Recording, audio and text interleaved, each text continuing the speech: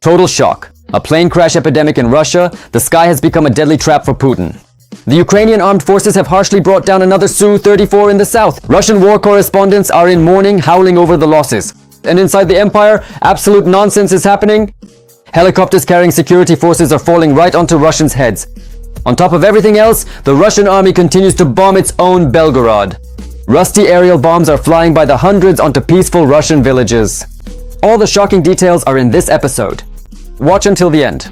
My respects, this is Ukraine Today. I am Andrei Silikov, bringing you the hottest news. A total aviation collapse and a streak of bad luck for Putin's vultures. Let's start with the brilliant work of the armed forces of Ukraine. In the southern direction, our soldiers professionally brought down another much-vaunted Su-34 fighter bomber. One less Su-34 in the south. The legendary 21st, red. For Russian propagandists, it's total mourning and hysteria. The humiliating loss has already been officially confirmed by the main Z channels. Aviation bloggers are howling in helplessness, saying goodbye to their so-called legendary 21st Red. And this is already turning into a bloody routine for the Kremlin. Let us recall it was only recently that Ukraine wiped out two similar aircraft at once, a Su-30 and a Su-34. Flying over Ukraine is now a guaranteed one-way ticket. According to preliminary reports, last night the Russians lost a Su-34 that was heading to launch cabs in the southeastern direction. But the fiasco doesn't end there. Inside the empire itself, aviation has simply gone mad. The occupiers' helicopters are falling right onto Russians' heads. In the Yamal region, a Mi-8 crashed spectacularly. In the Yamal region of the Russian Federation, a Mi-8 helicopter crashed. The causes of the crash are still unknown. Russian media report at least one person injured. And in the Amur region, a private helicopter, a Robinson, crashed with Putin's security forces on board. The pilot, an investigator from the Russian Investigative Committee, and a police officer disappeared from radar without a trace and crashed into the taiga. Russian aviation is falling apart on the fly even without the help of Ukrainian missiles. Contact with the aircraft was lost shortly after takeoff. The pilot lost control due to difficult weather conditions caused by a large western cyclone. The probable crash site of the helicopter is about 14 kilometers from the departure point. Rescue services and the Ministry of Emergency Situations continue the search. However, the exact location of the aircraft has not been determined as of now. And the final nail in the coffin of Russian defense. They are bombing themselves. Putin's pilots are so incompetent that their upgraded bombs fall off right over the Belgorod region. Another two FAB-500 and FAB-250 bombs simply crashed down on the villages of Bogoslovka and Neklyudova. But these numbers are just the tip of the iceberg. I suggest you listen to this shameful statistic for yourself. Consequently, according to Astra, this is at least the 8th aerial bomb dropped by Russian aircraft on their own territory in 2026. As Astra previously found out, in 2025, Russia dropped at least 143 aerial bombs on its own and occupied territories. In 2024, at least 165 Russian FAB aerial bombs fell on these territories. The Kremlin is desperately trying to hide this disgrace, but even Russian media openly admit that FABs regularly fall within the city limits of Belgorod. The Russian army is the main threat to Russians themselves. A historic rout deep in the enemy's rear. The SBU has broken through Putin's defenses completely. Command headquarters, massive weapons arsenals, and hidden bases have been utterly shattered by precision strikes. The enemy is gripped by animalistic terror and cannot recover from the total shock. We break down all the exclusive details of this masterful operation that completely wiped out the Kremlin's logistics. Right now. A brilliant SBU operation that cut the occupiers off from their command. Secret facilities, which are usually very hard to reach, came under attack. In general, these places are very secretive, well hidden, and the issue of striking them is always highly relevant. We're talking about headquarters and command posts. Information about their locations is heavily classified. And that's no surprise since the Frontline depends on their operations. But one careless action and the headquarters becomes exposed plain as day. After that, it's just a matter of technique. As a rule, they're detected either by some kind of equipment, like, I don't know, a satellite flies over and spots something suspicious, or through interception. Some careless conversation like when a Russian soldier steps out to call his mom and says, "Mom, you can't imagine, they let me work in a secret headquarters somewhere in the Zaporizhzhia region." Intercepting the conversation is not difficult, and identifying the place, the location where he's speaking from, is easy. Thanks to the Alpha Special Forces, 4 headquarters and command posts were blown up at once, and all of them were located behind enemy lines, that is, where the Russians felt securely hidden. It's important when commanders from different directions gather there, bringing large maps with them. And of course, ideally, you want generals to show up with stripes as wide as highways. And once they've gathered there, that's the perfect moment to strike them. We won't go into the details of these operations. It's enough to understand that this is very painstaking work. But the damage inflicted on the occupiers was worth it. Thanks to the destruction of such targets, it has become significantly more difficult for the Russian invaders to command their units, supply resources, and prepare new attacks. As part of the SBU operation, 3 locations where personnel were stationed, including FSB Special Forces, were also hit. In addition, Ukrainian specialists struck one more target: a drone manufacturing facility, 2 fuel and lubricant depots, 2 launch positions, an ammunition depot, and logistics facilities were also targeted. Additionally, 4 command and observation posts and other military sites were eliminated. FP2 drones were used to strike these targets. According to the SBU press service, the UAVs were equipped with warheads weighing 105 kilograms, which ensured the high effectiveness of the operation. The SBU drones are used not only directly against Russian occupiers, but also against targets that support the front lines. This, of course, refers to the Russian military-industrial complex, and here too the Russians have suffered losses in recent days.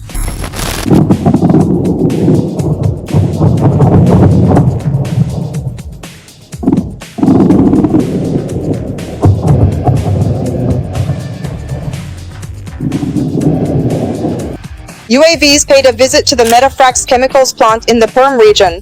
The distance to it is 1,600 kilometers. But that's no obstacle for the SBU when the task is to undermine Russia's rear military industry. This particular facility is the largest producer of methanol in Russia. Its products are used to manufacture chemical components necessary for the production of explosives and other military-grade materials.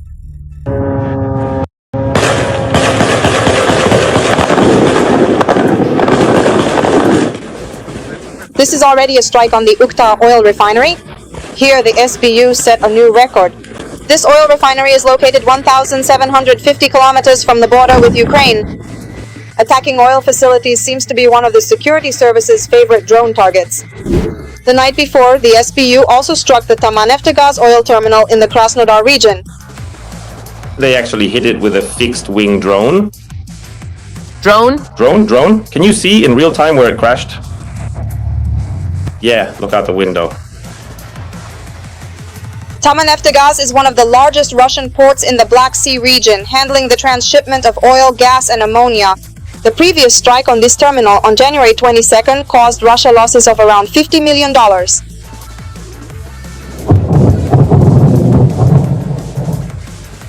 And that's just a small part of the work accomplished in a very short time by the security service to undermine Russia's military potential. And how much more is still ahead?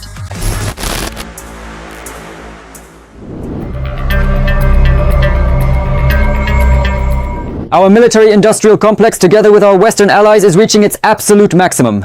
Mass production of heavy ballistic missiles and long-range drones has begun. The deepest rear of the empire is already ablaze and blowing up. All because of the results of this deadly alliance. All the exclusive details of the technological verdict for Russia? Watch. Putin wants the war to continue, so the strikes on Russia go on. Russia keeps burning, and that's all because Ukraine knows how to respond to aggression. Moreover, Ukraine continues to develop the means with which it delivers counterstrikes. As it has become known, Ukraine, together with Germany, has developed a new drone from Quantum System. This is the RAD target drone, which was already demonstrated during the visit of the Ukrainian delegation to the first Ukrainian-German joint production facility. A target drone is often used to test the capabilities of air defense systems, both new ones that are emerging or to confirm the characteristics of those that already exist. They are used to conduct exercises and to train new personnel for air defense systems. Again, beginners who are taking their seats for an anti-aircraft self-propelled system, or even an anti-aircraft missile system, or an anti-aircraft missile and gun system, ZRPK, they must, for some reason, strike at something, for some reason, at a moving target. The tactical and technical specifications are still being kept secret, but it is known that the drone will be launched from a catapult, and it is equipped with a jet engine that can reach speeds of up to 450 kilometers per hour. And according to experts, it is most likely also capable of carrying a combat payload, which already changes the purpose of the drone itself. First and foremost, this is a target drone, but we have repeatedly seen examples where target drones were also equipped with combat payloads. And they had the capability to be used directly as a strike element. Therefore, I do not rule out the possibility that the RAD system is a highly versatile drone designed for a wide range of multifunctional applications. It serves not only as a target drone, for example, for domestic production in European countries, specifically Germany and several others, but it can also be effectively utilized to mount a specialized combat payload and then deploy it with precision for carrying out strikes at medium ranges. In other words, this drone is intended for operations in the enemy's medium rear area or against temporarily occupied territories or against the territory of the Russian Federation. It could be 10 kilograms, 20, 30, 50, or even 100. Accordingly, any drone target as a result, in the near future, it could potentially even become a powerful autonomous strike drone. Ukraine continues to develop its technologies and defense industry.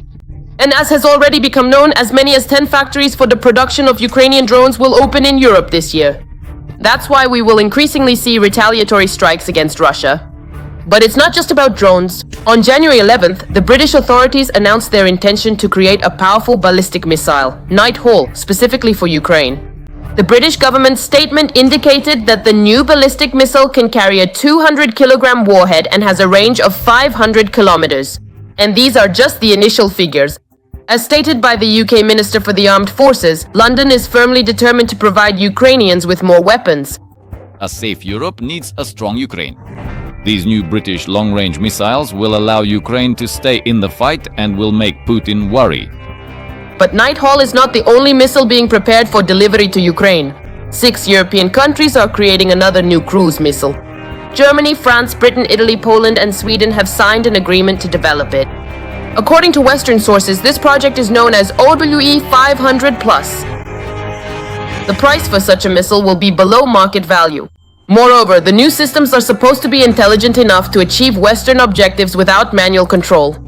Who exactly? Whether Ukraine or Russia has the advantage in missiles and drones is still hard to say. But what is known is that the Kremlin clearly did not expect such resistance from the Ukrainians even in the 4th year of the war.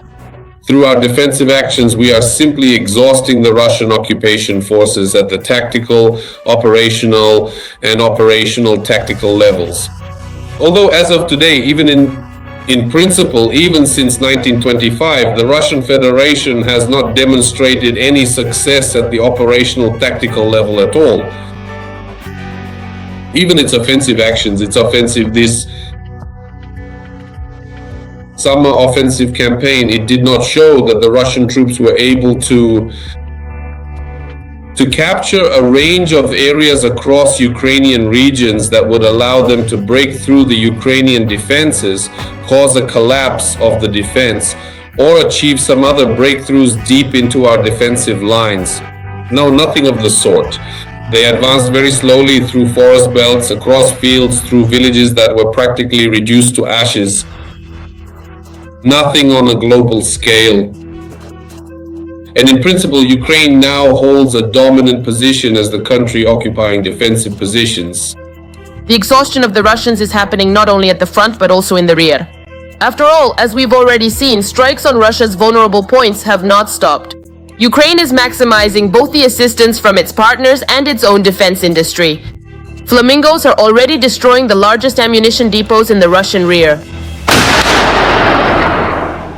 Ukrainian flamingos are also striking at training grounds, for example, Kapustin Yar, from which Russia launches Oreshnik. Here's how the flamingo flies.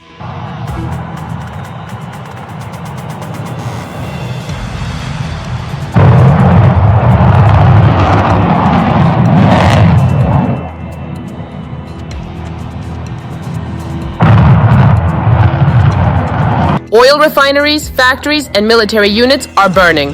The Ukrainian Sapsan missile system with ballistic missiles has entered serial production and systematic deployment. And here is the range of the Sapsan. Moreover, according to some expert assessments, Sapsan has an advantage in speed over the American Ataki-MS, and it can easily strike Moscow. Some sources claim that Ukraine is already using these missiles, but the information about where and how remains classified. Let's not forget about the Storm Shadow either. And HIMARS, which, according to Russian TV, are supposedly being destroyed in batches, but somehow not really. HIMARS still keep hitting the power plants anyway. And the Russian panic is most visible on Russian TV, because even there they have started talking about how strong the Ukrainians are. If Ukraine, just imagine for a moment, manages to hold on, after the conflict ends, the Kiev regime remains in place. This army is preserved. Europe rearms this army and Ukraine is admitted into the European Union.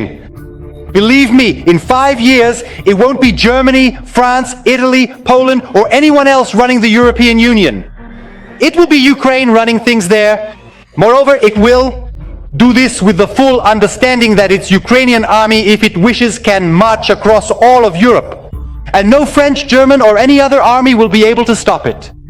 The demilitarization that Putin so desperately wanted to carry out in Ukraine has failed spectacularly. Now, strikes on Russian territory have become more frequent and more powerful because Ukraine knows how to respond to aggression.